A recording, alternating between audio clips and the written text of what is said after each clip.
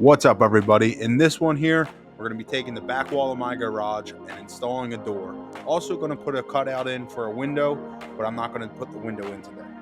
My buddy Vince stopped by to give me a hand. He's out front preparing the header to go in. It's a 2x12. It was 8 foot long. We cut it down to the correct size so it'll fit in perfectly. I'm just taking out the old studs and all the old nails and screws in the way. So the purpose of this header is to disperse the weight of the roof evenly across all the 2x that are going down through the floor. Now, the area you see sunlight coming through, that was a window. Whoever had installed it, there was no header at all, so I'm surprised that the back of the house never fell down.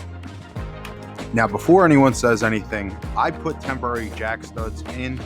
This way, the house didn't come down while I was removing all the old 2x.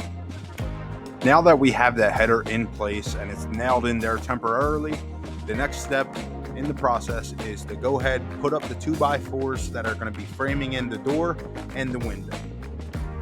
Now, one of the reasons I wanted to put this door in here is because I'm planning on putting in a doggy door. So in the summertime, like it's hot right now, the dogs will have a place to come in when they're outside if they're too hot.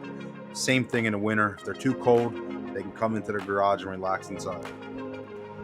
This board that Vince is putting up here is the last piece of the puzzle before we can start to cut into the old siding of the house and make the doorway an actual doorway. Thank you to this guy here, Brad. He came out to finish up the plumbing on my upstairs bathroom by himself.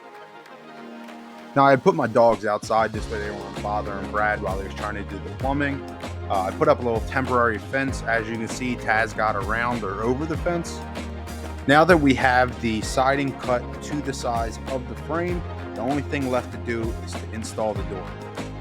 Now, being the jackass that I am, I forgot to check the battery life on the camera before I started recording. I kind of should have charged it last night. That would have been the smarter thing to do. So you don't get to see the full install of the door, but here's a few pictures of how it turned out.